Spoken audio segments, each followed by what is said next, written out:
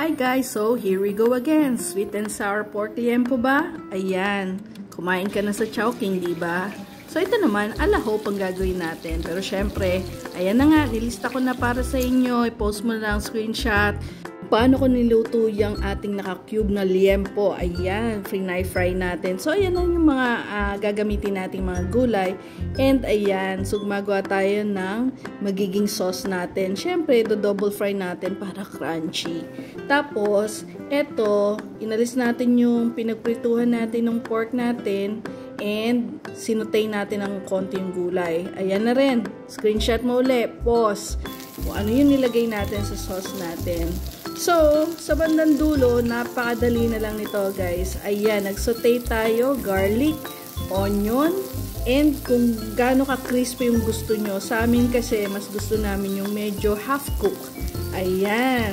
So, pagkatapos nyan, ilalagay mo na rin yung ginawa nating sauce. Ayan, nasa sa inyo na yan kung gusto nyong malapot, mas dagdagan yung cornstarch. Pero, 2 teaspoon, or di kaya gumawa muna kayo ng slurry, tapos unti-unti nyo ilagay. Pero ako kasi gusto ko medyo malapot para ma-coat talaga yung ating pork liempo. Ayan. So, yan, nakikita mo na habang tumatagal, parang nagiging transparent yung ating ginawang sauce. Tapos, huwag mong kakalimutan na mag-like and share ng ating My Hope Vlog.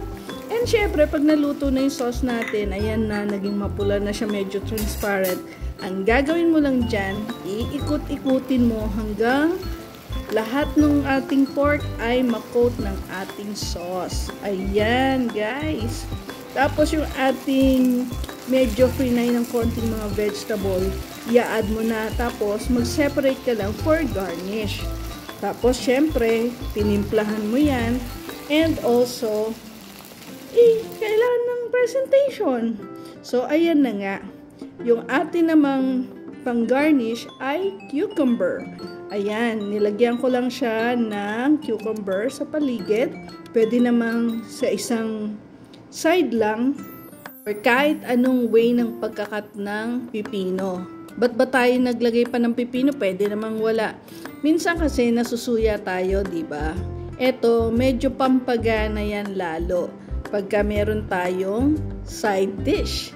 Yan, pinang-decorate nga lang natin yan. Tapos, ang gagawin mo na lang, syempre, ibabalik natin yung ating sinute, yung sineparate nating mga gulay. Gagawin mo topping.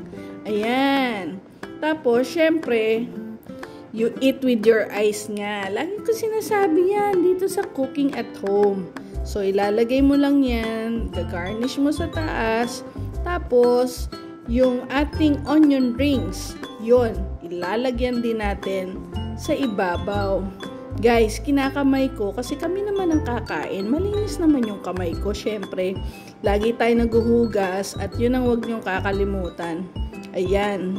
So, minsan, talagang pinagaganda ko yung pagkain, para magana din yung kakain. Ayan, hindi lang dun sa lasa, pati dun sa nakikita.